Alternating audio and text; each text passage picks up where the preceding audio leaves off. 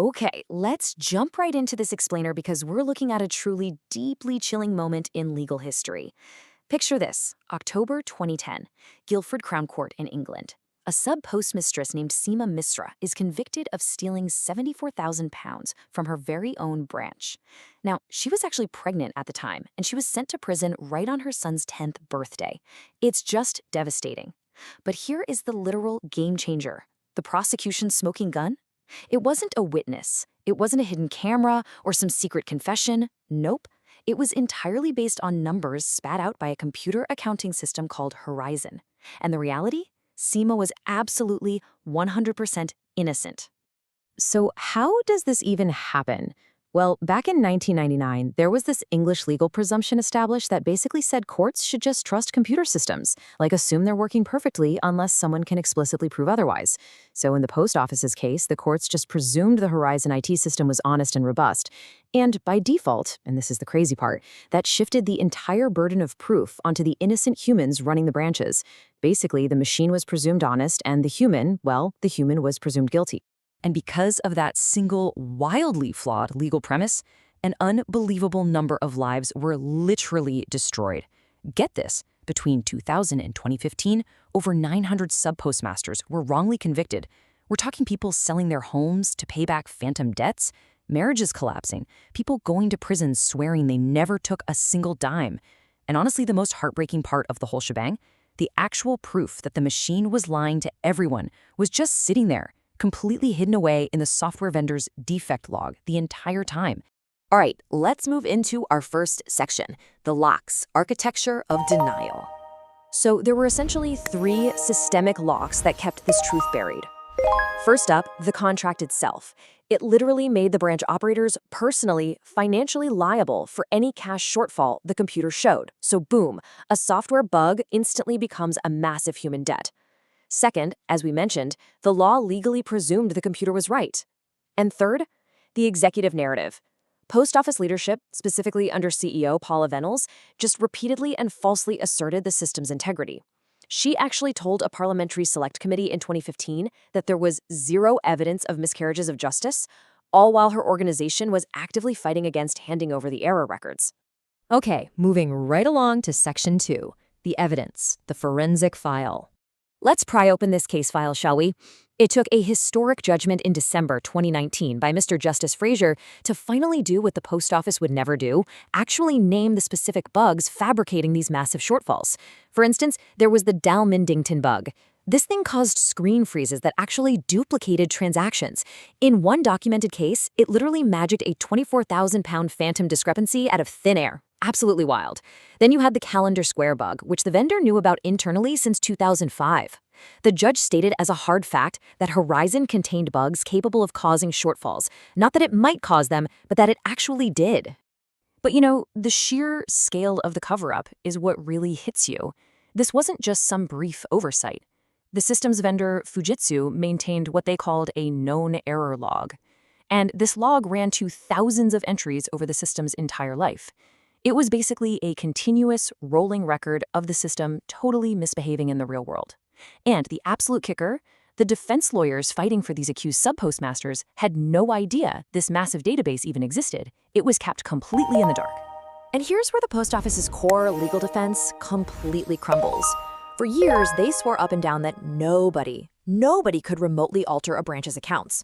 The logic was, if only the postmaster could touch the numbers, well, the postmaster must on the discrepancy, right? But public inquiries eventually proved that hidden remote access absolutely existed. Fujitsu staff at their Bracknell site could, and literally did, alter branch transaction data without the subpostmaster ever even knowing. That central argument of only you could have done this, yeah, total fabrication. And that exact falsehood walked right into the courtroom, under oath. Gareth Jenkins, Fujitsu's own chief architect, actually served as an expert witness in these prosecutions, including Seema Misra's trial. He stood there testifying to the system's reliability, while the known defects, fully documented inside his own company, were completely hidden from the defense. Talk about a massive conflict of interest. The party with the deepest knowledge of the software's flaws had the strongest financial incentive to just never, ever mention them. So what happens when an institution is literally paying someone to look for problems but refuses to hear the bad news? Well, in 2013, independent investigators from a firm called Second Sight were brought in to look into all these complaints. And guess what? They found zero evidence of theft. Zero. Instead, they found unexplained system discrepancies and an internal investigation team that just operated on a default assumption of guilt. So, what did the post office do with this bombshell? In 2015, they literally fired the messengers. They obstructed document access and terminated the whole engagement just because the investigators were about to expose the truth.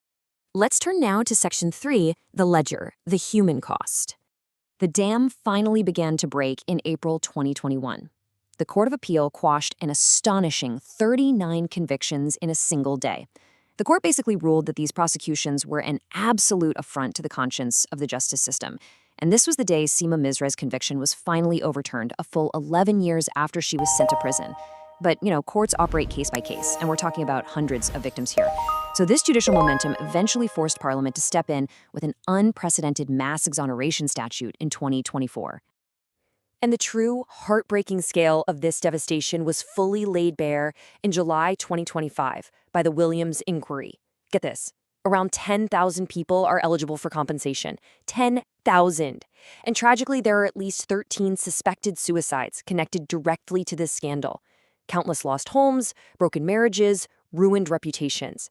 It is a devastating final tally, and it shows exactly what happens when large, powerful institutions decide to prioritize their brand image and software contracts over actual human lives. Looking at the timeline, it maps out a chilling 15-year governance failure. Computer Weekly first blew the whistle back in 2009. Second Sight raised the alarm in 2013. The Bates judgment landed in 2019. And yet, we didn't get the Mass Exoneration Act until 2024. Why the massive delay? Honestly, it took a 2024 television drama watched by millions of regular people to finally force the hands of politicians. Just think about that. 15 years of hard, undeniable factual evidence achieved less than 4 hours of TV. It's a harsh reminder that institutions don't always respond to the truth. They respond to the PR cost of continuing to ignore it. Which brings us to our final section, the mirror, AI governance in 2026. So how do we make sure history doesn't repeat itself, especially as we rush to adopt AI workflows? We really need to run a classic 5 whys root cause analysis here.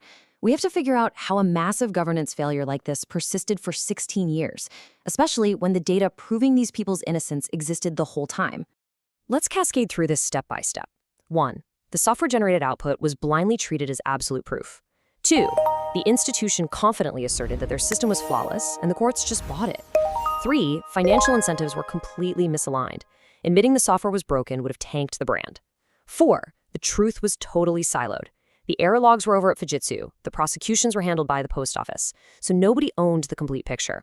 And 5, structural information asymmetry.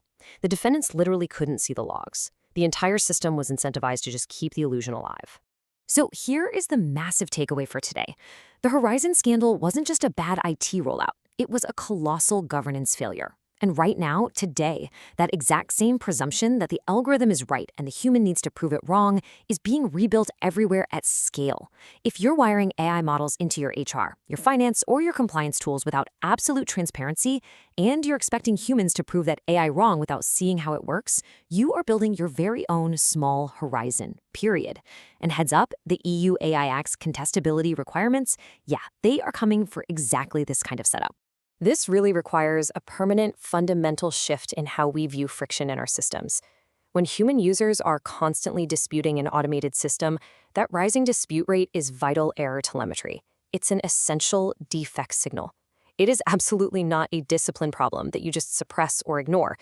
The post office literally had 16 years of pure, incredibly valuable telemetry pointing straight to a software bug, and they incorrectly categorized it as human theft. You have the power to make a different choice today, and it literally costs nothing to change that mindset. So I want to leave you with a final, provocative thought as you go back and audit your own systems. Look at the most authoritative, automated tool running in your workflow right now.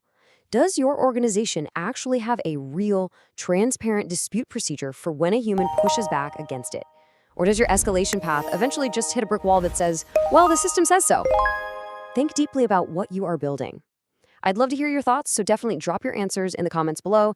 Keep learning, keep questioning the systems around you, and I'll catch you in the next explainer.